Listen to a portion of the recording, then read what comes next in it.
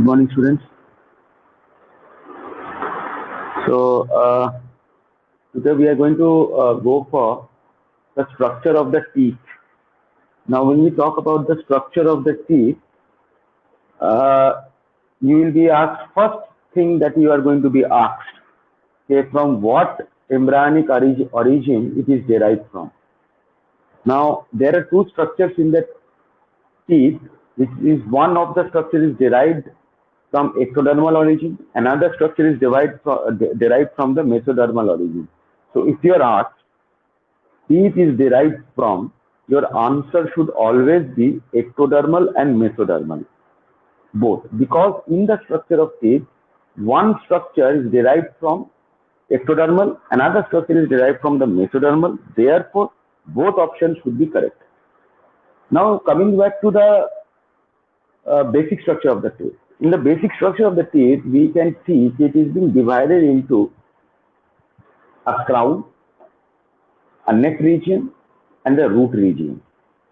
Now, the part which is absolutely, what do you call that? That is exposed in the oral cavity, it forms the crown. This is the crown region, it is exposed. This is the crown, and it is covered by a substance which is very hard substance. It is non-living as well as acellular. This structure is known as enamel. Now, the chemical name of the enamel is hydroxyapatite, and it is secreted by a cell which is known as the amyloblast. It is ectodermal in origin, and the main composition of the enamel is calcium carbonate and calcium phosphate. Now, enamel is basically, if you consider the hardness of the enamel, if you are asked the hardness of the enamel is done by what? It is done by, the hardness is basically done by a substance which is known as fluorine. So that is about the crown region, and that is about the enamel. Now, the bulk of the teeth is being made up of another structure which is known as dentine. This part you see, this is called the dentine. Maximum part of the teeth is made up of this thing, and it is being secreted by a cell which is known as odontoblast. It is mesodermal in origin, and the main salt which is present over here in the dentine, it is calcium fluoride. Dentine is also very hard. It is harder than the bone itself. But if you are considering, if you are given an option which is the hardest element, then you have to go for the enamel. This is about the dentine. Now you can see some structures towards the root region over here. You can see some other structures also. The structure which is surrounding this root region, this part, this is known as the periodontal membrane. Now, what is periodontal membrane? This is the periodontal membrane, dotted one. What is periodontal membrane? Periodontal membrane is a space which exists between alveolar bone. As you know, okay, we have two kinds of alveolar bone, maxillary and mandibular. So the teeth where it is actually attached, it is known as the alveolar bone, and periodontal space is a space which is taking place in between the alveolar bone and this part, this shaded region. This is known as what? This is known as cementing layer. So if you are asked where is the periodontal space, the answer should be very precise. It is a space in between the alveolar bone and the cementing layer. You can see over here in the teeth, there is a suture or a foramen. Foramen means some hole. As it is in the apical portion, this foramen is also known as apical foramen. This is the opening of the root region. Through here, the blood vessels and the nerve system goes inside the teeth. Okay, this is the entry point of the blood vessels and the nerve. And this whole section where you can see this is known as the pulp cavity. It contains the blood vessel, nerve, connective tissues, and everything over here. Okay, got my point?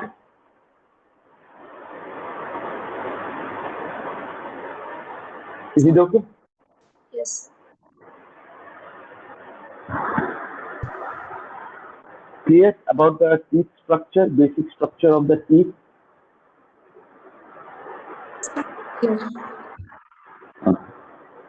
So we'll take a peek, and then I'll be going for the next part.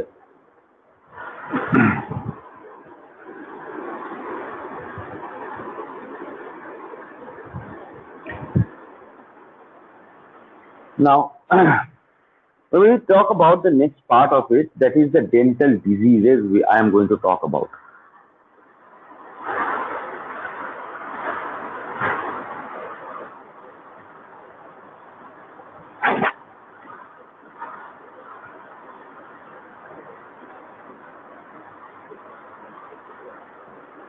So in your next exam, the basically periodontal space, I told, periodontal space is a space which is occurring between the alveolar bone and the cementing layer. This thing. So considering this is the crown part, so in this crown part, this part is known as the periodontal space. Over here there is alveolar bone, and over here there is cementing layer. So you tell me the periodontal space is basically occurring between what? Cementing layer and alveolar bone. That thing I told. Okay. So this is about the thing. All right. So now we are going to talk about the diseases, the dental diseases. Okay. In case of the dental diseases,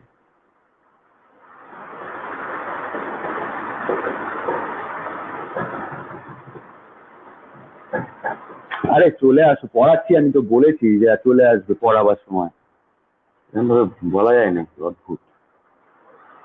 The first disease that I'm talking about is known as the pyorrhea. Now, when I'm talking about pyorrhea, a lot of people has a very loose concept about pyorrhea. What is pyorrhea? Basically, it is the inflammation of the periodontal ligament and the adjacent gums. Gums region means, what is the gum region? The neck region that I've shown over here, right? Do you remember? This is the neck region I was showing, right? This is the neck region. So this neck region is also known as the gum region. Okay. So in pyorrhea, what is actually happening? When there will be inflammation in the periodontal ligament and the gum, that is called pyorrhea. Inflammation of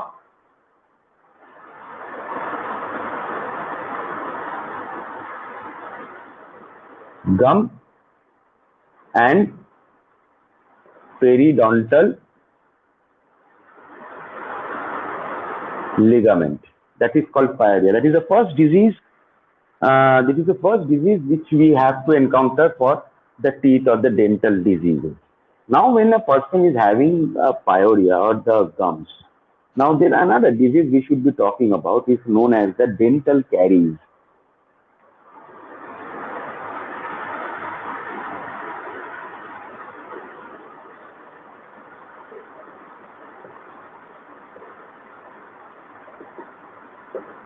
What is dental caries?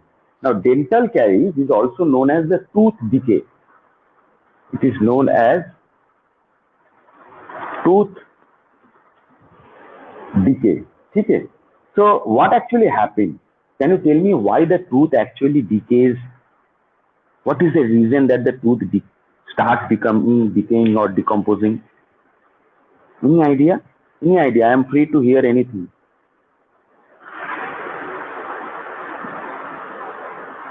बोलो।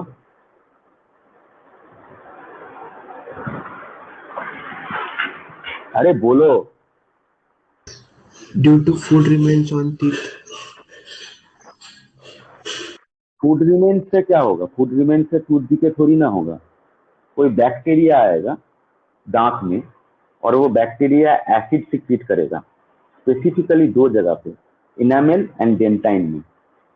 और जो hardest element consider किया जाता है, ये दो तो hard elements है, जो हार्ड एलिमेंट है इसका क्या हो जाता है? डिकम्पोजिशन। ऑलराइट। तो दो माइक्रोब्स बहुत इंपॉर्टेंट है यहाँ पे, एक है लैक्टोबैसिलस और एक है स्ट्रेप्टोकोकस। ये टूथ डिके में सबसे ज्यादा इन्वॉल्व रहता है। तो tooth decay is what? Tooth decay is nothing but it is decaying of what? What are the two portion that I said?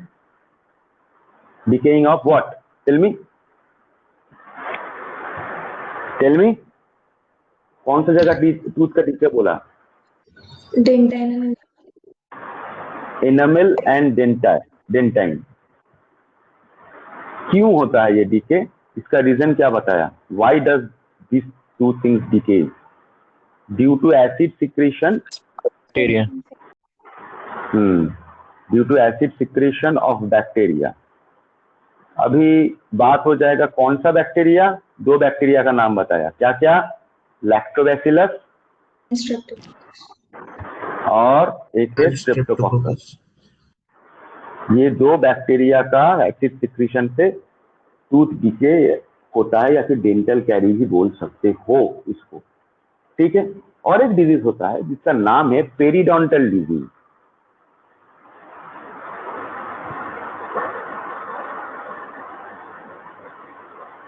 Periodontal, क्या बोला? Periodontal disease.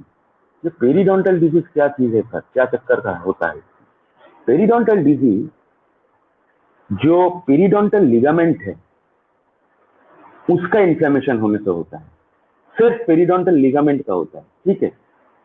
ये बहुत बहुत common cause of tooth disease होता है। मतलब एडल्ट अगर उनका जो नहीं, एनामेल का नहीं है, पेरिडोंटल डिजीज में एनामेल का कोई काम नहीं है। तो जो पेरिडोंटल डिजीज होता है, ये पेरिडोंटल डिजीज की वजह से ही जितने एडल्ट देखे हो उसका अगर दांत गिर जाता है तो इसी की वजह से होता है, पेरिडोंटल डिजीज की वजह से ही होता है, ठीक है। So periodontal disease in one line, one shot, what can we say? Inflammation of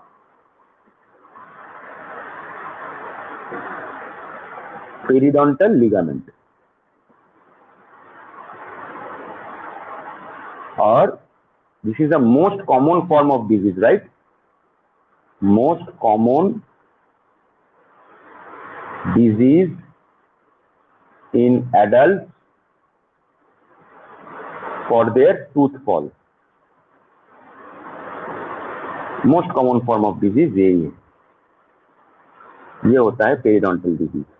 तो हम लोग पढ़े पायोरिया, हम लोग पढ़े डेंटल कैरी, हम लोग पढ़े पेरिडोंटल डिजीज। और एक डिजीज का नाम बोलना बहुत जरूरी है, उसका नाम है हैलिटोसिस। ये डिजीज बहुत कॉमन है, ये भी बहुत कॉमन है, काफी सारे लोगों को होता है। और उसके सामने तुम लोग, which chapter is this, who is this person asking this thing? Even we are doing digestive system है। हैलिटोसिस, हैलिटोसिस का मतलब ये होता है कि हैलिटोसिस इक्वल टू, इसको फॉर्मूला बना सकते हैं, पेरिडोंटल डिजीज बी होगा प्लस पायोरिया, ये 2 मिलके बैड ब्रेथ देगा। क्या देगा? Bad breath. जब भी बात करेगा मुंह से बात मारेगा, ये होता है हैलिटोसिस। तो ये बेसिक डिजीजेज है, ठीक है, बेसिक डिजीजेज जो होता है। और एक चीज मैं बताना चाहूंगा कि एक टर्म में बताना चाहूंगा, उसका नाम है डायास्टेमा। ये डिजीज में तो नहीं आता है, लेकिन एक चीज यहाँ पे बहुत इंपॉर्टेंट है, ये इसका नाम है डायास्टेमा। डायास्टेमा का मतलब क्या है? ये 2 टीथ का, 2 डिफरेंट टाइप्स ऑफ टीथ के बीच वाला जो स्पेस होता है उसको बोलते हैं डायास्टेमा। क्या बोलते हैं? नेचुरल नहीं, सिर्फ गैप इन टीथ बोलने से नहीं होगा। नेचुरल स्पेस अचानक से होगा नहीं, ये पहले से ही होगा। Natural space between 2 types of teeth. तो ऐसा नहीं है कि 2 इंसाइसर्स के बीच में, वो गैप का बात नहीं कर रहा हूँ। इंसाइसर्स और कैनाइन के बीच जो गैप होगा, या कैनाइन से प्रीमोलर्स के बीच में जो गैप होगा, या प्रीमोलर्स और मोलर्स के बीच में जो गैप होगा, उसको बोलेंगे डायास्टेमा। 2 टाइप्स ऑफ टीथ, 2 अलग अलग टीथ के बीच जो गैप होता है उसको बोलते हैं हम लोग डायास्टेमा, ठीक है। इतना तक किसी को कुछ दिक्कत?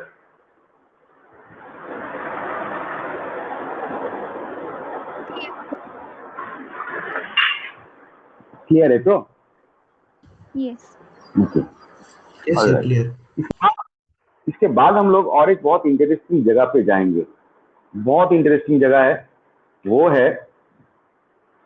है कि हम लोग का जो सलाइवरी ग्लैंड होता है ना, जो सलाइवरी ग्लैंड होता है, तो ग्लैंड है तो उसका सिक्रीशन भी होगा, राइट और रॉन्ग? ग्लैंड है तो सिक्रीट भी करेगा ना, Yes, sir. Yes. ना? तो वो देखेंगे वो ग्लैंड्स कहाँ पे होते हैं बकल कैविटी में, और वो क्या चीज सिक्रीट करता है एंड थ्रू विच डक्ट वो सिक्रीट करता है। तो इसके लिए एनाटॉमिकली जब तुम लोग डॉक्टर बनोगे, एनाटॉमिकल पोजीशन रेफर करने के लिए तुमको वहां पे नाम नहीं लिखना होगा, लेबलिंग नहीं करना पड़ेगा, तुमको पोजीशन 1, पोजीशन 2, पोजीशन 3 ऐसा करके लिखना पड़ेगा। और अपेंडिक्स में लिखा होगा कि पोजीशन 1 का मतलब क्या है, पोजीशन 2 का मतलब क्या है, पोजीशन 3 का मतलब क्या है। तो वो पोजीशन में सिखा देता हूं कैसा है, ठीक है? तो हम लोग अभी क्या बात करने वाले हैं, हम लोग सलाइवरी ग्लैंड्स के बारे में बात करने वाले हैं। तो सलाइवरी ग्लैंड्स के बारे में बात करने से पहले हम लोग को एक बेसिक डायग्राम कर लेना पड़ेगा। ये हो गया टंग, ठीक है, ये हो गया सामने का दांत, ठीक है, और ये हो गया पीछे का दांत। That means this is your upper jaw, this is your lower jaw. Any problem? देख लो, ऊपर का जो दांत है अपर जॉ, लोअर का जो दांत है वो लोअर जॉ। ऑलराइट, यहां से आएगा हम लोग का कान, ईयर, ठीक है। क्यों मैं कर रहा हूं? क्योंकि इसी का पोजीशन के हिसाब से हम लोगों का सलाइवरी ग्लैंड का ऑकरेंस होगा। अगर मैं यहाँ पे एक सलाइवरी ग्लैंड करता हूँ, this is one salivary gland, if I am considering this is one salivary gland, तो मुझे बताओ ये जो सलाइवरी ग्लैंड में किया, तो ये कहाँ पे आया है बोलो तो, ये सलाइवरी ग्लैंड, इसका ऑकरेंस कैसे बोल सकते हो? Below the air lobe, right? ये तो एयर लोब है, राइट और रॉन्ग? Yes.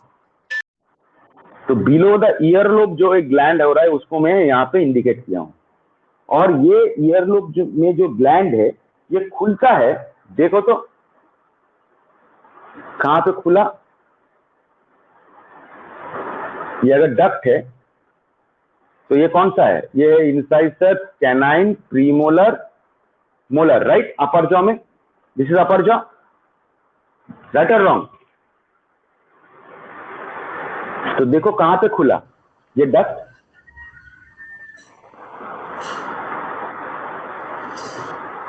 समझ में नहीं आ रहा है? कहां पे खुल रहा है बोलो? Upper. अपर जॉ में कौन सा टीथ? Molar.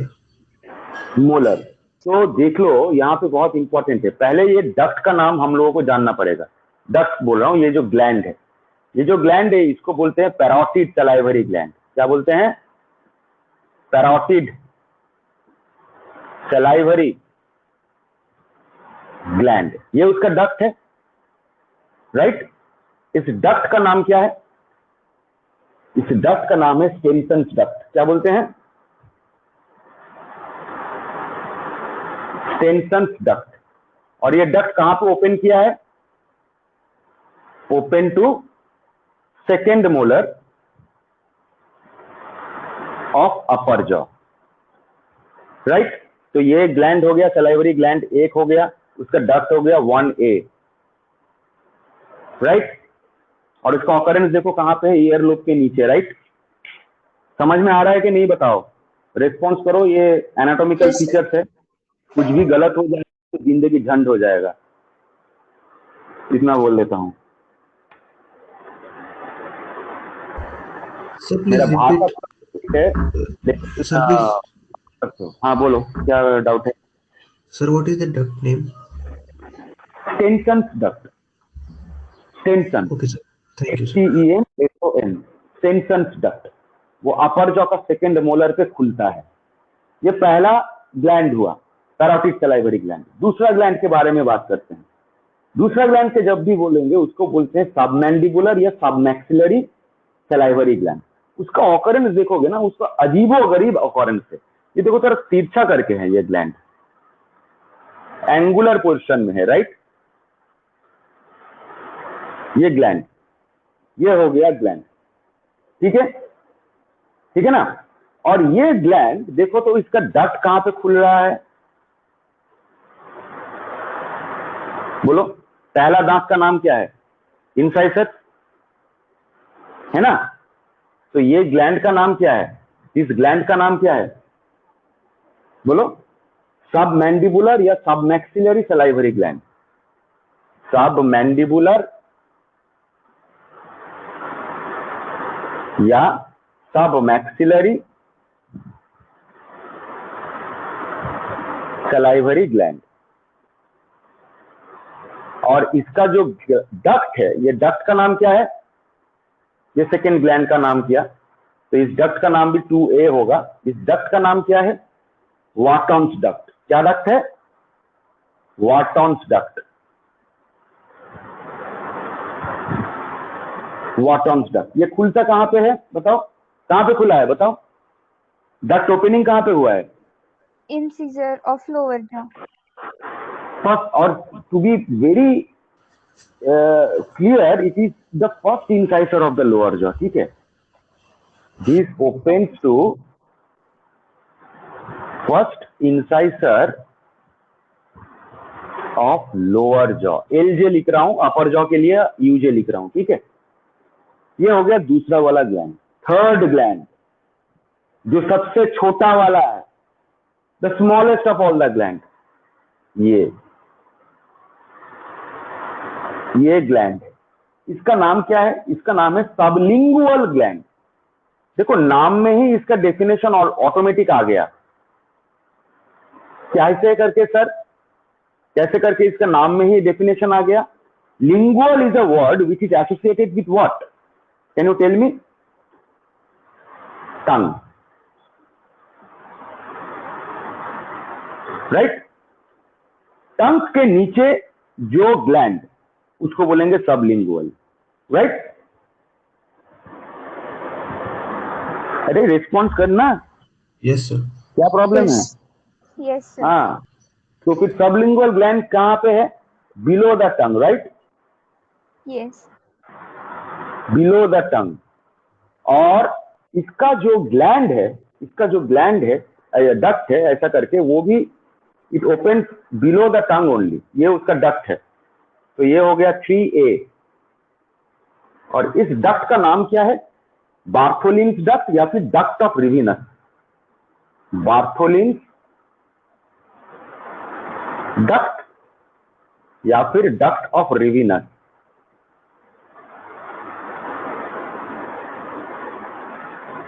वो भी देखो टंग के नीचे ही खुला है, राइट, है ना। तो मुझे बताओ Yes. हम लोग कितना कितना ग्लैंड के बारे में पढ़े, बताओ। हाउ मेनी ग्लैंड और how Three many glands. Salivary gland we have, क्या क्या है वो, क्या क्या है, Carotid gland, submandibular gland, and sublingual. तो इस तीनों डक्ट का इन ऑर्डर, इन तीनों ग्लैंड का इन ऑर्डर कौन कौन सा डक्ट है और कहां खुलता है, पैरोटिड सलाइवरी ग्लैंड का Extensus duct. हाँ, उसका डक्ट का नाम क्या है, स्टेंसन्स डक्ट। वो कहां पे खुलता है, second molar of the upper jaw. Very good. Second वाला ग्लैंड का नाम क्या बोला, सबमैंडिबुलर सलाइवरी ग्लैंड। सबमैंडिबुलर और सबमैक्सिलरी सलाइवरी ग्लैंड, उसका डक्ट का नाम क्या है, Wharton's duct. वॉल्टन डक्ट। वो कहां पे खुलता है, the first First incisor incisor of of lower jaw. Lower jaw. Third gland का नाम क्या बोला, सबलिंगुअल। इसमें नाम से ही क्या पता चल रहा है कहां पे होगा ये gland, below the tongue. Below tongue. Below the tongue. इसका डक्ट का नाम क्या है, duct of Rivinus. Duct of Rivinus या फिर बार्थोलिन्स डक्ट, ठीक है, alright. Yes sir. Yes sir. कोई प्रॉब्लम किसी को यहाँ पे कुछ समझने के लिए, उसका ऑकरेंस कभी भूलेगा। और अगर तुझे मैं पूछा कि पैरोटिड सलाइवरी ग्लैंड का ऑकरेंस कहाँ पे है, क्या आंसर होगा, बोल। Below the The earlobe. earlobe. Below the earlobe, ठीक है। I hope that this thing you never forget. ये anatomical sir. feature है, ठीक है। अभी हम लोग इसको Yes. थोड़ा डिस्क्राइब करेंगे, लिटरेचर देख लेंगे सलाइवरी ग्लैंड का, ठीक है। पोजीशन तो देख लिया, अगर डायग्राम पूछ के बोला कौन सा क्या डक्ट है, कौन सा क्या ग्लैंड है, आराम से कर सकते हो। अभी इसका थोड़ा लिटरेचर पढ़ना है। लिटरेचर काहे के लिए पढ़ना है सर? इसलिए पढ़ना है कि ये हर ग्लैंड कुछ ना कुछ तो सिक्रीशन करेगा जो सलाइवा में मिलेगा, राइट और रॉन्ग। सलाइवा में तो बहुत सारा चीज होता है, म्यूकस होता है, एंजाइम होता है, राइट। तो कौन सा ग्लैंड क्या सिक्रीट करता है वो मुझे जानना पड़ेगा। ओके, तो next is the literature of the salivary gland.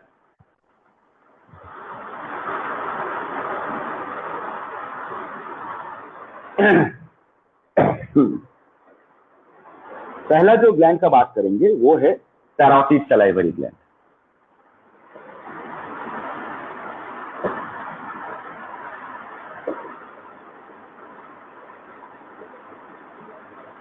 अच्छा, तुम लोगों का एग्जाम क्या सिलेबस है पता है ना?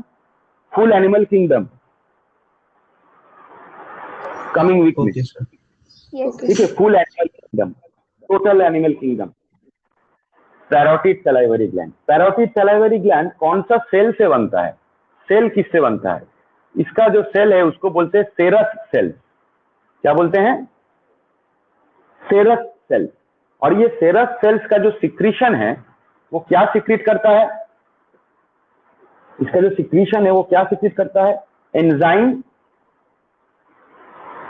And water. अगर तुझे पूछ लिया कौन सा एंजाइम बेटा, कौन सा एंजाइम, फटाफट फटाफट फटाफट, सलाइवा में कौन सा एंजाइम रहता है बोलो? Salivary amylase. Salivary amylase. Salivary amylase, या फिर उसका और एक नाम क्या बोला था? टायालिन, राइट। इसका पीएच कितना होता है? 6.8, मतलब स्लाइटली एसिडिक, राइट। Yes.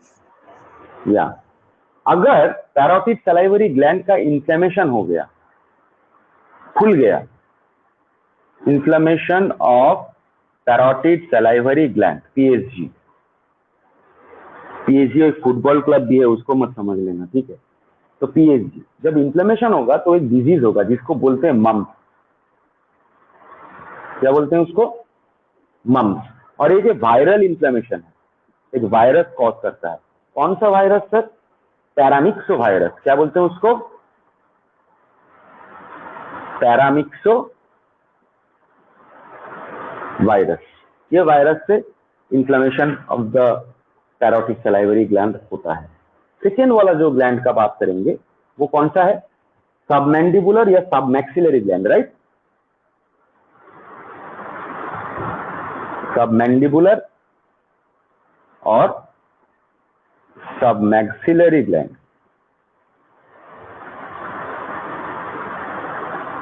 ये जो ग्लैंड है, ये ग्लैंड, इसका सेल का नाम क्या है? ये जो सेल सिक्रीट करता है या फिर जो सेल से बनता है उस सेल का नाम क्या है? Mucus cell. क्या है? Mucus cell. और ये म्यूकस सेल क्या सिक्रीट करता है? म्यूसिन। इसका सिक्रीशन क्या है? म्यूसिन। थर्ड वाला जो ग्लैंड है उसका नाम क्या है बताओ? Sublingual gland, right.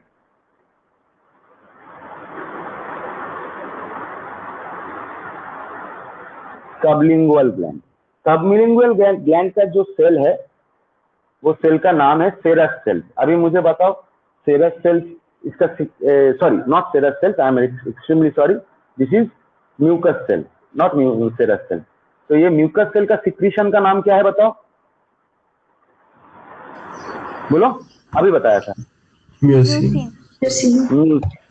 म्यूसिन। तो ये बेसिक चीज आएगा, तीन ग्लैंड का क्या क्या सिक्रीशन है, क्या क्या नहीं है।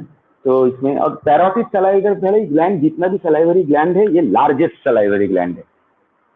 और जो स्मॉलेस्ट है उसका नाम क्या है भैया?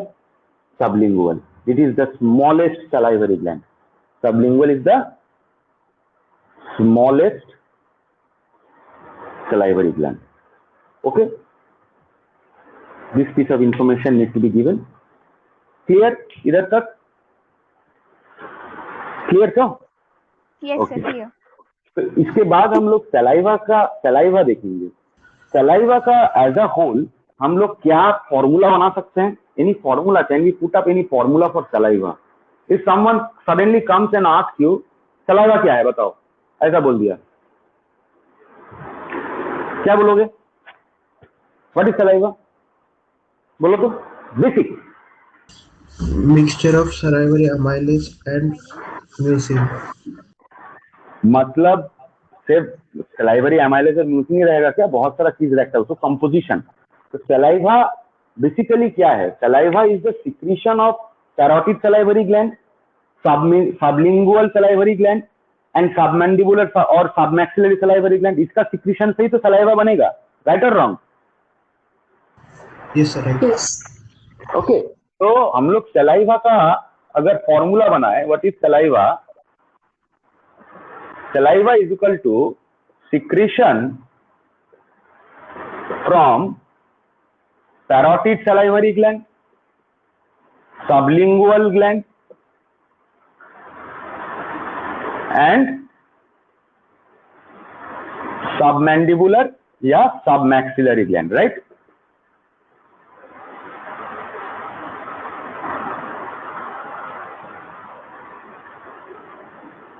ये होता है सलाइवा.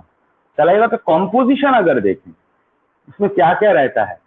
बोल तो कॉम्पोजिशन में क्या क्या मिलेगा? पानी मिलेगा, एंजाइम मिलेगा, है ना? राइट ना? सॉल्ट मिलेगा, Yes. क्रीम मिलेगा, और क्या मिलेगा? लाइसोजाइम मिलेगा जो एंटीबैक्टीरियल है. Lysozyme, this is antibacterial in nature. मुंह में बैक्टीरिया अगर नहीं है तो ये लाइसोजाइम का वजह से ही नहीं है. ठीक है, तो ये हो गया तुम्हारा कंपोजिशन. सलाइवा का पीएच कितना होगा बोलो? What is the pH of saliva? बोलो. 6.8. 6.8, मतलब slightly acidic, right? Yes. Right. इसका वॉल्यूम हर दिन कितना निकलता है सलाइवा मुंह से? अराउंड 1 से 1.2, 1 to 1.2 लीटर पर डे.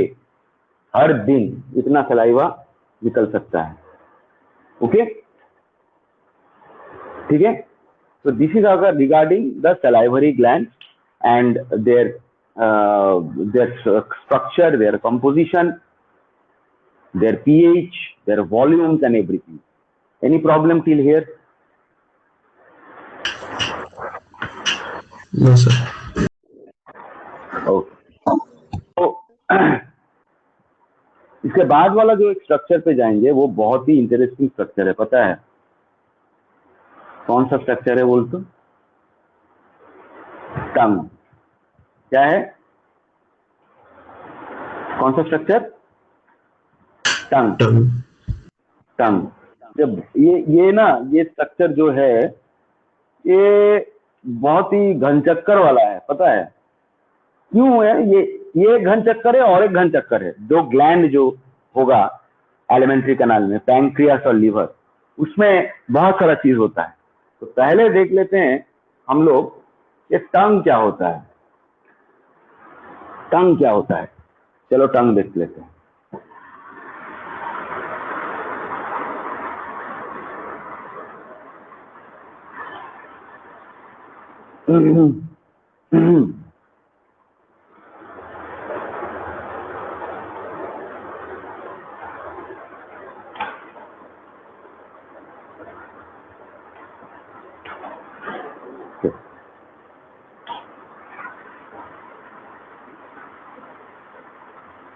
टंग. टंग का स्ट्रक्चर पहले ड्रॉ कर लेते हैं.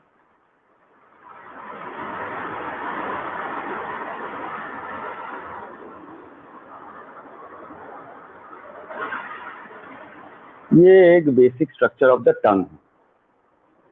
तो भैया ये टंग का जो स्ट्रक्चर है, तो मुझे बता ये टंग का ऑकरेंस कहाँ पे होता है, बकल कैविटी का ऊपर या नीचे? अगर मैं पूछा टंग का ऑकरेंस तो क्या आंसर देगा मुझे? Is it in the roof of the buccal cavity और floor of the buccal cavity?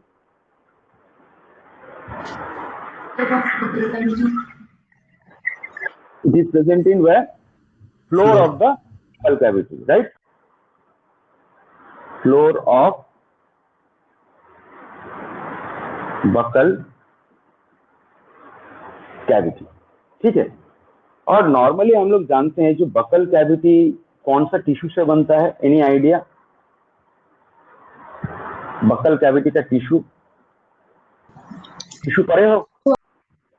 Animal tissue पढ़े हो? पढ़े हो कि नहीं, ये पूछ रहा हूँ। कोई पढ़ाया है? पढ़े हो? No, sir. No idea, sir. No, sir. Okay, तो फिर टिश्यू, तो इसमें एक टिश्यू होता है जिसका नाम है non keratinised squamous simple epithelium. क्या बोला? Non keratinised squamous simple epithelium.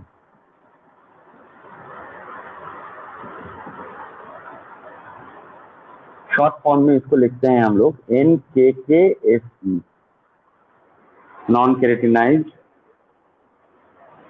Sorry NKSSE होगा, नॉट AC, ठीक है। Non keratinised simple squamous epithelium, ठीक है। फ्लैट सेल से बनता है बेसिकली ये, ठीक है। अब सिर्फ एक और एक चीज यहाँ पे, ये जो टंग का स्ट्रक्चर है, ठीक है, अगर मैं इसको बोलता हूँ बेस और इसको बोलता हूँ टिप, तो बेस को कैसे करके डिफाइन कर सकता है रे? चौड़ा है या फिर टेपर्ड है? Broad. बड़ा है या छोटा? बड़ा है ना, तो बेस क्या है? बेस ब्रॉड है टंग का, और टिप क्या है? Narrow Yes. है ना, राइट। और टंग बनता कौन सा, टंग कौन सा टिश्यू से बनता है? हैरान हो जाएगा इसका आंसर सुन के।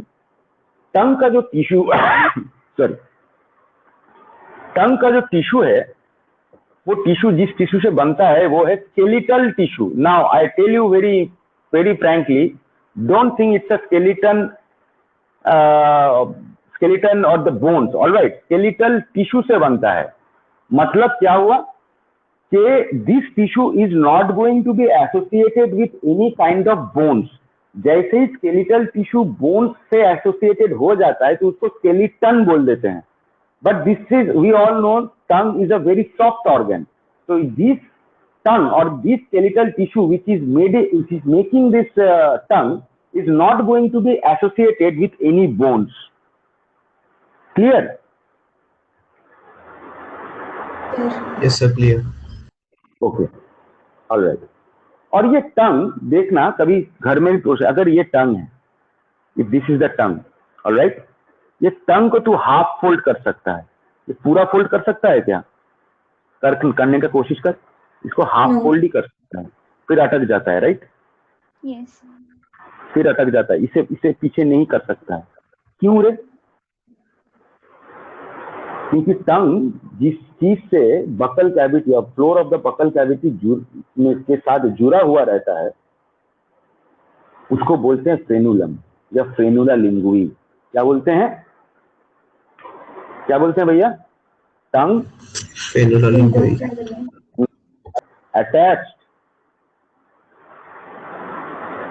to the base of buccal cavity or the floor of the buccal cavity via a ligament, और उस लिगामेंट का नाम में क्या बोला? फ्रेनुलम या फिर फ्रेनुला लिंगुई। Lingui is a word which is associated with anything which has to do with tongue, and frenula word का मतलब है जो बहुत thin layer होता है, very thin ligament. ठीक है, alright. अभी देखते हैं कि इसमें टंग में कितना किस्म का पैपिलाई होता है. पैपिलाई वर्ड का मतलब क्या है? एनीवन? तुम लोग तो तुम लोगों का ह्यूमन फिजियोलॉजी हुआ था या पहला चैप्टर में करा रहा हूँ? कुछ भी और चैप्टर हुआ था? नहीं सर, ये पहला है। No, sir. पहला. तो हमेशा याद रखना पैपिली वर्ड का मतलब क्या है होता है पता है? पैपिली वर्ड का मतलब होता है anything which is nipple shaped. Anything which is nipple shaped उसको बोलते हैं पैपिलाई. तो इसका में बहुत सारा किस्म का पैपिलाई होता है पता है टंग में, डिफरेंट काइंड्स ऑफ पैपिलाई. ठीक है, तो वो हम लोग देखेंगे कि कौन कौन सा पैपिलाई कौन सा कहाँ पे होता है. ठीक है, ऑलराइट. तो पहला देखो बेस के तरफ एक पैपिलाई होता है यहाँ पे.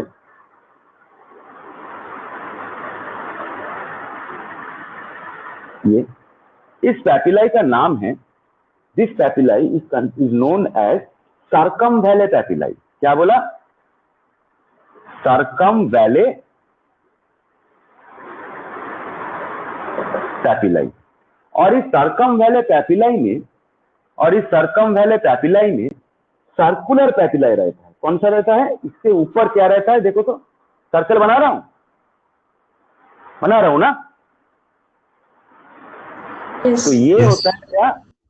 सर्कुलर पैपिलाई.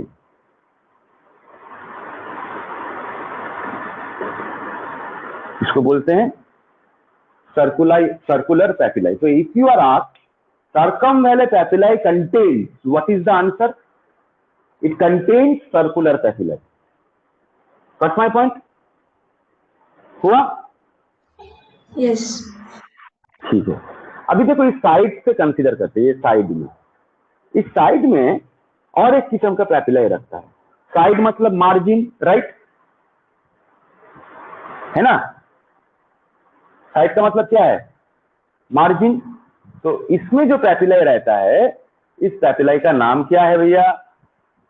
मार्जिनल पैपिलाई. क्या बोलते हैं? मार्जिनल पैपिलाई. हुआ? क्लियर? Clear. ओके. और एक पैपिलाई होता है जो टंग का मिडिल में रहता है. यहाँ पे अपना टंग को थोड़ा रब करके देख, थोड़ा मतलब ये नहीं होगा. क्या बोलते हैं उसको? स्मूथ सरफेस नहीं होगा. एक बार टंग को ऐसा करके देख, मैं दिखाता हूँ. ऐसा करके देख, टंग को ऐसा करके देख, स्मूथ नहीं लगेगा. कर.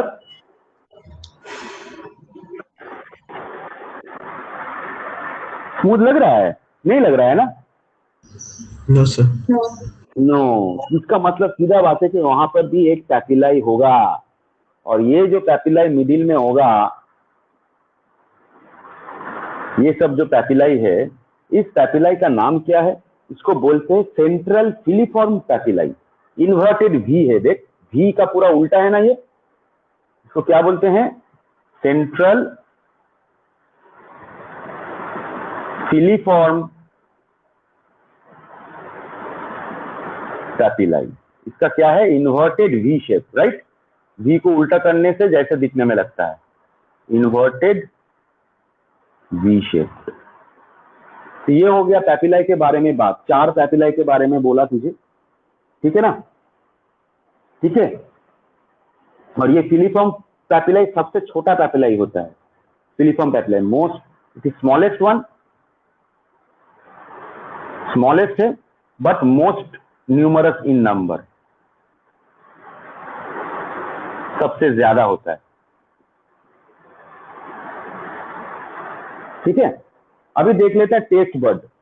टेस्ट बड कहाँ पे होता है? यहाँ पे टेस्ट बड बनाते हैं. तो मुझे बता के जो पीछे के तरफ यहाँ पे जो टेस्ट बड रहता है, वो टेस्ट बड किसके लिए है? बताओ. Bitter taste. सॉल्टीनेस के लिए ना, सॉल्टीनेस के लिए यहाँ पे. ठीक है. यहाँ पे जो रहता है ना, ये टेस्ट बड होता है किसके लिए भैया? बिटरनेस के लिए। ओके, टिप में होता है, यहाँ पे टिप में टेस्ट बड होता है। टिप में जो टेस्ट बड होता है उसको किसके लिए होता है बताओ? स्वीटनेस। हुआ? और स्वीटनेस। साइड में मार्जिन में, ऐसा इस मार्जिन में यहाँ पे रहेगा और एक टेस्ट बड जो होगा किसके लिए भैया? सावरनेस। तो 4 टेस्ट बड कैसा करके आता है वो भी मैं अभी दिखा दिया। बताओ यहाँ पे कोई प्रॉब्लम है तो आगे मैं बढ़ूंगा, अगर नहीं प्रॉब्लम है तो आगे बढ़ूंगा।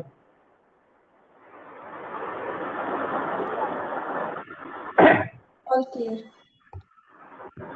ओके, तो इसके बाद क्या होता है कि फंक्शन ऑफ टंग। टंग का फंक्शन क्या है वो देखना पड़ेगा।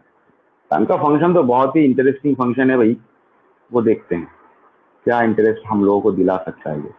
ठीक है, 4 टेस्ट वर्ड भी हो गया, सब कुछ हो गया। पैपिलाइज कौन सा रहता है? तो टंग का फंक्शन।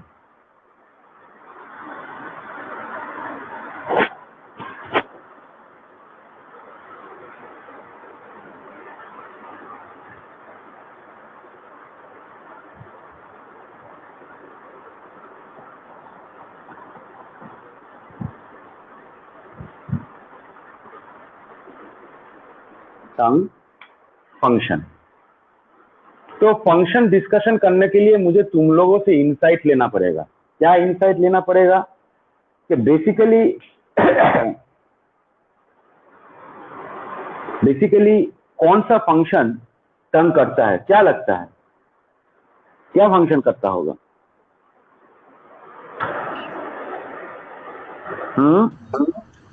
Test identification. Tasting. उसको क्या बोलते हैं? उसको बोलते हैं गस्टैटो रिसेप्शन। क्या बोलते हैं? Esophagus. Gustato reception. Gustato reception का मतलब ही है क्या है? To perceive taste. इसीलिए टेस्ट वर्ड है वहां पे। दूसरा क्या हो सकता है?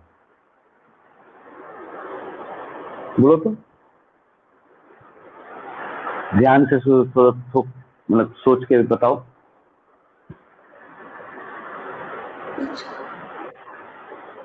स्पीच। स्पीच हम लोग नहीं बोलेंगे, इसको बोलेंगे आर्टिकुलेशन ऑफ स्पीच, क्योंकि टंग स्पीच प्रोड्यूस नहीं करता है। ठीक है, स्पीच कैसा मुंह से निकलेगा, उसका टंग जिस तरफ घूमेगा उस किस्म का आवाज मुंह से निकलेगा। ठीक है, so that's called articulation of speech.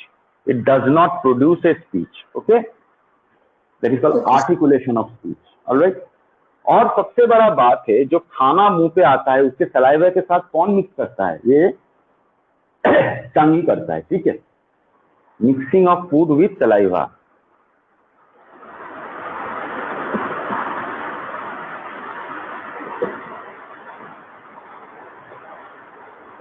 Mixing of food with saliva. जब खाना मुंह पे आता है सलाइवा के साथ जब मिक्स करता है, याद करके देखो स्टेप्स इन डाइजेशन में मैं एक चीज बोला था, अगर टंग पीछे की तरफ नहीं मुड़ेगा, ऐसा करके धक्का नहीं देगा, तो खाना तो मुंह के सामने ही रह जाएगा। इसोफेगस की तरफ जाएगा क्या? नहीं. नहीं ना। That means what does it do?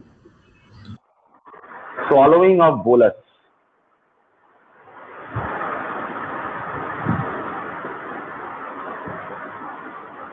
swallowing of bolus। और खाने के बाद कभी कभी हम लोग एक चीज करते हैं, बिना जाने ही शायद कर लेते हैं लेकिन करते हैं। ठीक है, तो वो क्या करते हैं? बेसिकली ना दांत को टीथ से ऐसा करते हैं। देख, मैं एक चीज दिखाता हूँ। ये दांत है, ऐसा ऐसा घुमाता हूँ ना टीथ को, टंग को टीथ के ऊपर, राइट? Yes sir. ऐसा ऐसा करते, तो इसको क्या बोलेंगे? क्लीनिंग ऑफ टीथ भी करता है, राइट? क्लीनिंग ऑफ टीथ भी करता होगा। ऐसा घुमा के फायदा क्या? That is cleaning of teeth. So this is the function of the tongue.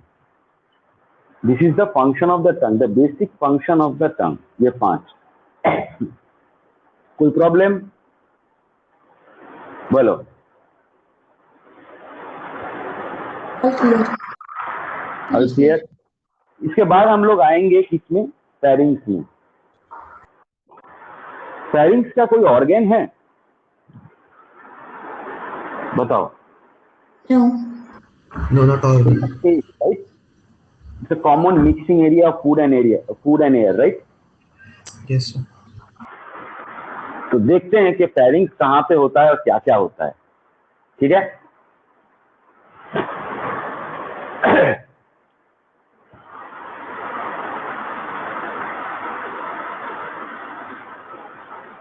Pharynx.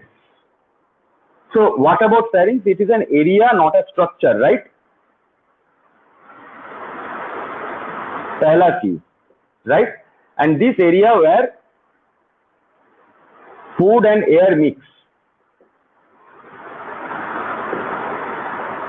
Food और एयर यहाँ पे मिक्स होता है. इसका ऑकरेंस कहाँ पे होता है बोल तो? Lower neck region. Where? Lower neck region. देख लेते हैं जो हम लोग बताए हैं वो ऐसा है कि नहीं है. ऑलराइट, फेरिंग्स को देखते हैं.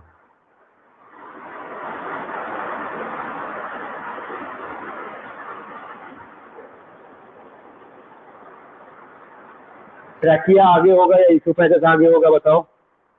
ये बता चुका हूं मैं. Trachea. ट्रैकिया आगे होगा, right. Behind the trachea there is oesophagus, right. तो फिर ये हो गया हम लोगों का trachea.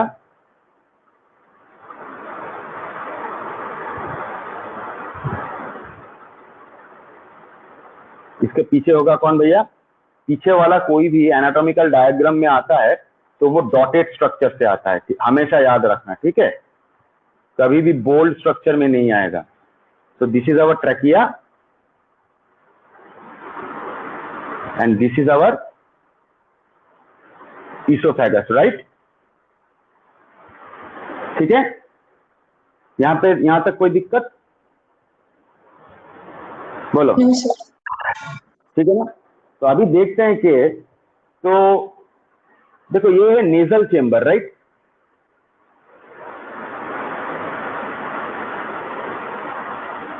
This is the nasal chamber, right. Nasal chamber का पीछे वाला जो हिस्सा है यहाँ पे, ये जगह को क्या बोलते हैं? इंटरनल नेयर्स. क्या बोलते हैं इसको? इंटरनल नेयर्स. ये इंटरनल नेयर जहां पे खुल रहा है यहाँ पे एक फेरिंग्स होगा. ये जगह पे एक स्पेस होगा. इसको बोलेंगे हम लोग क्या? नेसोफेरिंग्स. क्या बोलेंगे? Esophagus. नेसोफेरिंग्स हुआ. ठीक है. अभी और फेरिंग्स कहाँ पे होगा देख लेते हैं. और कौन सा फेरिंग्स है, कहाँ पे हो सकता है? देखो ट्रैकिया के ऊपर एक स्ट्रक्चर होता है जिसको बोलते हैं लैरिंग्स, right. Cartilaginous structure, right. Yes. इसको बोलते हैं लैरिंग्स.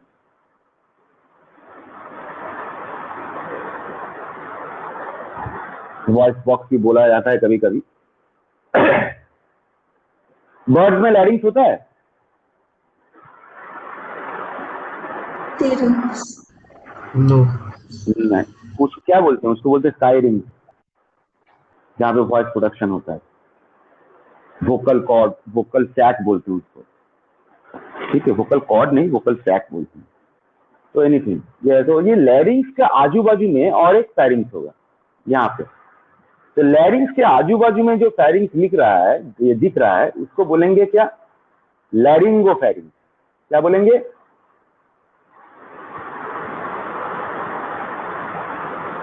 लैरिंगोफेरिंग्स. हुआ? ठीक है. Yes. देखो, ठीक है. अच्छा मुझे बता दो, ये अपर लिप है, ये लोअर लिप. इन दोनों का जो स्पेस होता है उसको नाम क्या बोला था याद है? Mouth, right. हुआ ना? Yes. तो माउथ ओपन करेगा बकल कैविटी के अंदर, ये है बकल कैविटी, राइट। पूरा चीज, ये रूफ है बकल कैविटी का, ये हार्ड पैलेट है, पीछे का सॉफ्ट पैलेट है, राइट। ये रूफ ऑफ बकल कैविटी है, नीचे होगा floor. Floor of buccal cavity में कौन रहेगा? टंग रहेगा, राइट और रॉन्ग? अभी तो पढ़ाया हमें, आया ना बता, Yes. राइट। तो यहाँ पे जहां पे मुंह, माउथ बकल कैविटी में ओपन अप कर रहा है, वहां पे एक फेरिंग्स होगा, ये जगह पे, this area where mouth opens up into the buccal cavity. इस जगह पे जो फेरिंग्स होता है उसका नाम क्या है भैया? मुंह जहां पे खुलता है, ओरोफेरिंग्स, इसको बोलते हैं क्या? ओरोफेरिंग्स। थर्ड,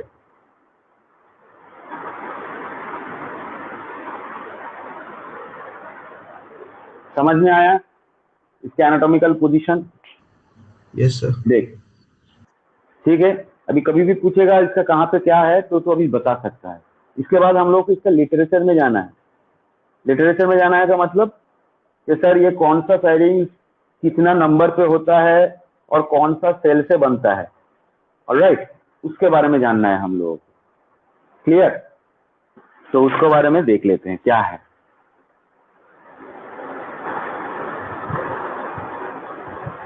इधर तक क्लियर है सबको? Yes, sir. ओके, तो देख लेते हैं फेरिंग्स का अलग अलग हिस्सा क्या क्या होता है। वो तो देख ही लिया, उसका डिस्क्रिप्शन थोड़ा देख लेते हैं जो एमसीक्यू में पूछा जा सकता है।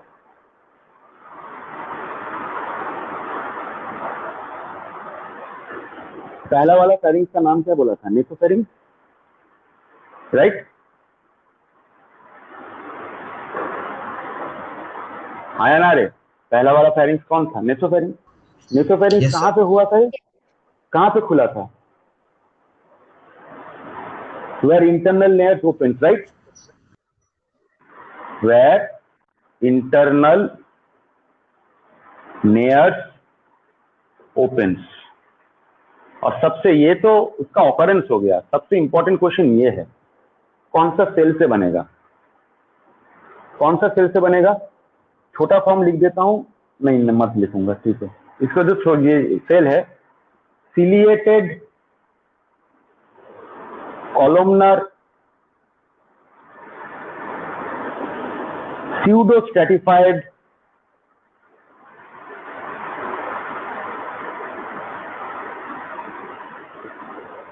एपिथेलियम। मतलब सर ये क्या है? ये कौन सा चीज का नाम बता दिए आप? pseudo stratified मतलब देखने में लगेगा कि स्ट्रेटिफाइड एपिथेलियम है लेकिन नहीं है। कैसे देखने में होता है मैं दिखा देता हूं, ध्यान से देखना। कोई भी सेल जिसके ऊपर बैठता है उसका नाम है क्या? Basement membrane, right.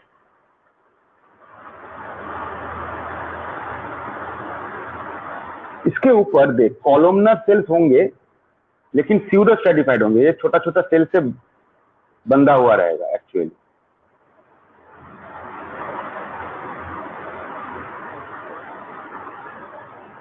ऐसा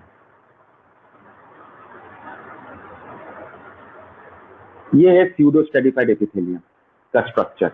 तो देख सीलिया कहां से निकला? कॉलमनर एंड से निकला, तो यहां से हम लोग सीलिया निकाल देंगे। This is the structure of ciliated columnar pseudostratified epithelium. Clear? ये cilia है, ये columnar cells है। Clear? बताओ, कोई दिक्कत? Clear. नेक्स्ट जो चीज है उसका नाम है लैरिंगोफेरिंक्स।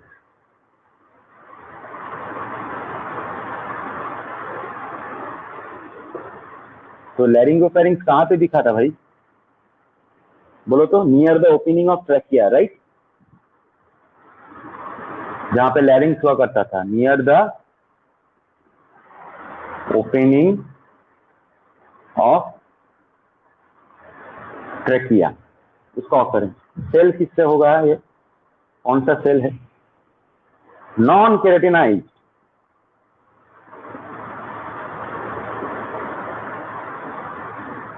Non keratinize simple squamous epithelium. This is the cell which it is actually made up of. छोटा करके लिखते हैं NKSSE, इसको छोटा करके ऐसे ही पूछेगा, लेकिन तुम लोग शॉर्ट फॉर्म यूज नहीं करना चाहते हो तो दे देगा आप क्वेश्चन में, तो फिर तुम ही फंसोगे। मैं लिख देता हूँ यहाँ पे, इसको बोलते हैं CCESE, ciliated columnar pseudo stratified epithelium, ठीक है। और थर्ड जो फेरिंग्स था उसका नाम क्या था? Oropharynx, right. ये जो ओरोफेरिंग्स है ये कहाँ पे मिला था? Where mouth opens to buccal cavity, mouth जहां पे खुल रहा था, where mouth opens to buccal cavity. और ये कौन सा सेल से बनता है? What is the cell name? Same thing यहाँ पे, non keratinize stratified squamous epithelium.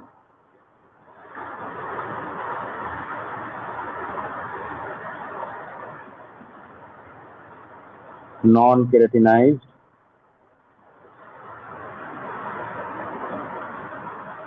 Stratified squamous epithelium.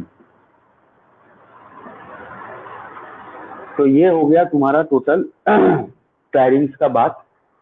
Pharynx में क्या क्या होता है, क्या क्या नहीं होता है, ये होता है चीज। क्लियर है?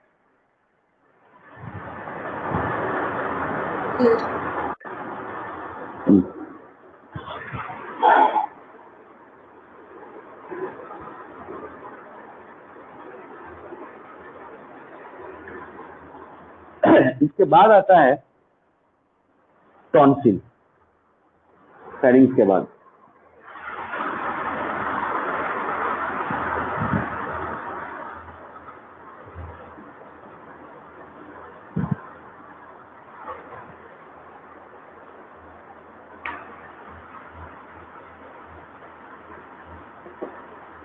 टॉन्सिल्स, ये टॉन्सिल्स है क्या? Any idea what is a tonsil? Lymphatic organ. Lymphatic organ properly नहीं बोल सकते हैं। It contains lymphocyte, I understand. It also got lymphoid tissue inside it. लेकिन ये properly lymphatic organ नहीं बोल सकते हैं इसको, ठीक है। So you can say its main role is to destroy the pathogen that comes from food and air. It contains lymphoid tissue. It acts like a lymphatic organ. Okay, it acts like a lymphatic organ. That is the true definition of tonsils. So tonsils are what? It destroys pathogen that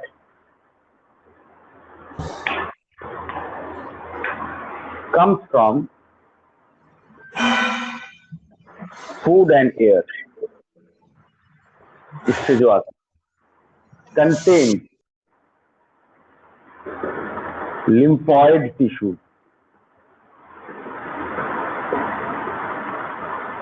ये lymphoid tissue में क्या रहेगा?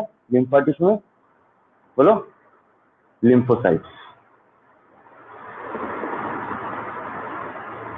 Therefore acts like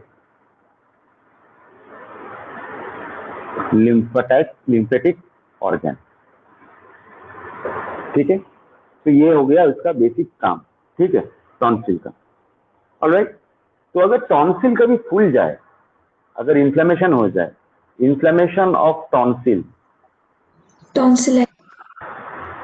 inflammation of tonsil, इसको बोलते हैं tonsillitis. ज्यादातर ठंड खाने से ये होता है एक्चुअली टॉन्सिलाइटिस। तो टॉन्सिल का हम लोग स्ट्रक्चर देखेंगे कैसा होता है। ये एक रिंग स्ट्रक्चर में आता है, ये एक रिंग स्ट्रक्चर में आता है और इस रिंग का नाम है वेल्डेयर्स रिंग।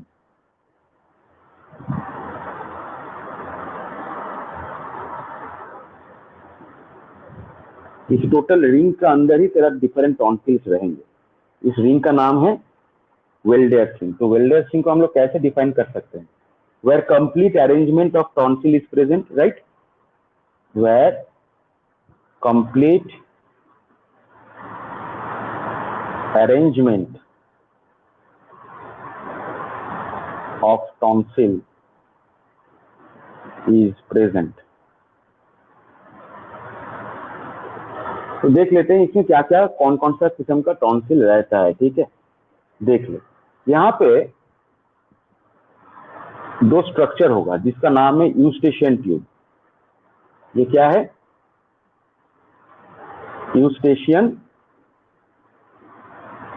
ट्यूब। यूस्टेशियन ट्यूब क्या है? What is Eustachian tube? जो बेसिकली फेरिंग्स के साथ कान का, ईयर का कनेक्शन करता है, कनेक्ट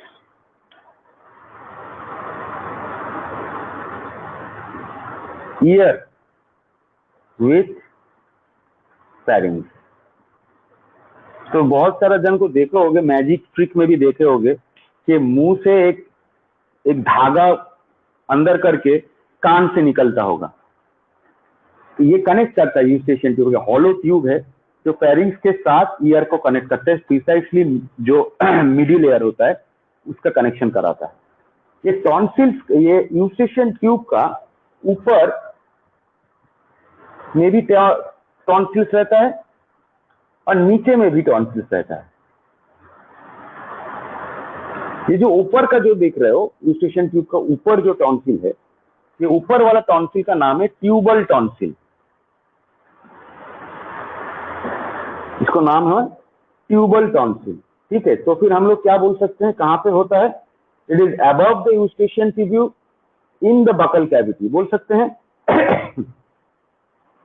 राइट? Yes. बोल सकते हैं ना।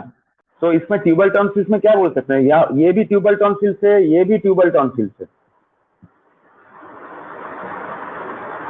तो व्हाट कैन वी से रिगार्डिंग ट्यूबल टॉन्सिल? ऑकरेंस में क्या लगता है? Above Eustachian tube, right? And ये पेयर्ड है कि अनपेयर्ड है? दोनों तरफ है। तो फिर ये पेयर्ड है कि अनपेयर्ड है, बता। Paired. पेयर्ड है, इट इज पेयर्ड। नीचे का बात कर लेते हैं। नीचे वाला जो टॉन्सिल रहता है दोनों साइड में यूस्टेशियन ट्यूब के, इसका नाम है पैलेटाइन टॉन्सिल। यूस्टेशियन कनाल का नीचे वाला जो है उसको बोलते हैं पैलेटाइन टॉन्सिल। ये भी पेयर्ड है या अनपेयर्ड है, बताओ तो। Paired. पेयर्ड है, palatine tonsil. This is also paired, right? And it is below eustachian tube, right?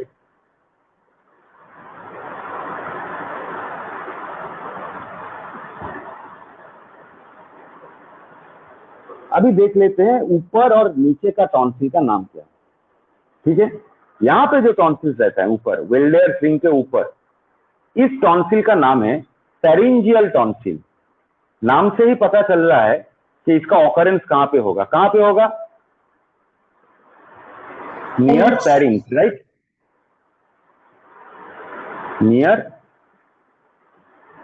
Pharynx.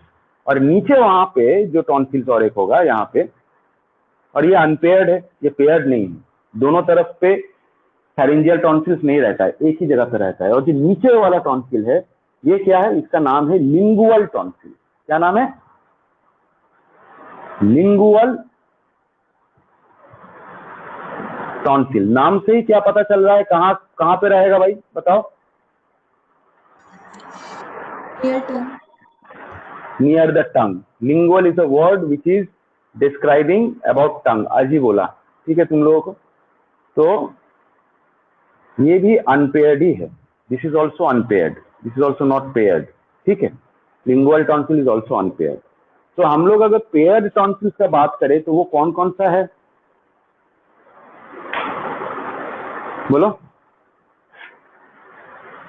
Paired tonsil, tubal and palatal.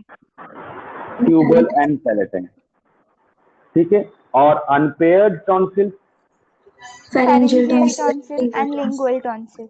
Lingual tonsil. Tubal tonsils कहाँ पे रहेगा, ऑकरेंस क्या है? Above the eustachian tube. और palatal tonsil का? Below the pharyngeal tonsil कहाँ पे रहता है? near the pharynx. Lingual tonsil? Near Near the tongue. ये जो टोटल टॉन्सिल का कंस्ट्रक्शन है, जिस रिंग स्ट्रक्चर में हुआ है, उस रिंग का नाम क्या है? Welder's ring. हुआ क्लियर? क्लियर तो? yes sir. Yes, sir. Clear. ठीक है। तो हम लोग ये करेंगे कि इसके बाद हम लोग आज नहीं करेंगे, कल करेंगे। क्या करेंगे? Histology of alimentary canal. Histology का मतलब क्या है रे? Study of tissue, right? है ना? तो कल हम लोग टिश्यू को स्टडी करेंगे, पूरा एलिमेंट्री कैनाल का बेसिक टिश्यू का ऑर्गेनाइजेशन क्या होता है, कहाँ पे क्या रहता है, क्या फौलाना दिमागा करता है, कौन सा बोम फोड़ता है, ये सब देखेंगे। ठीक है। अभी तो बोला मैं, क्या मतलब ये पवार जी जो भी हो, ठीक है, मैं तो कुछ देर पहले ही बोला है कि पूरा सिलेबस क्या है। मैं क्या हिब्रू में बात कर रहा था कि फुल एनिमल किंगडम रहेगा। कोई डाउट? आज का लेक्चर में कोई डाउट है तो बता दो।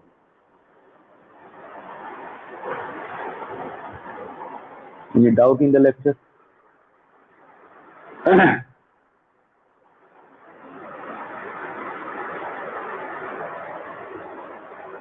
No doubt, sir. ओके, तो मैं इसका नोट्स ग्रुप में नहीं, मैं किसी एक को भेजता हूँ, ठीक है, तो वो भेजता है, मैं उस ग्रुप में हूँ नहीं। जब तक सही नहीं, तुम लोगों का एटीट्यूड वगैरह जब तक सही नहीं रहेगा, मैं वो ग्रुप ज्वाइन भी नहीं करूँगा। मैं किसी एक को सेंड करता हूँ, वही सेंड करता है, तो मैं आज भी वही करूँगा, उसको सेंड कर दूंगा, बाकी को पूरा ग्रुप में वही सेंड कर देगा, कोई प्रॉब्लम नहीं है। So that will be it for today. Bye.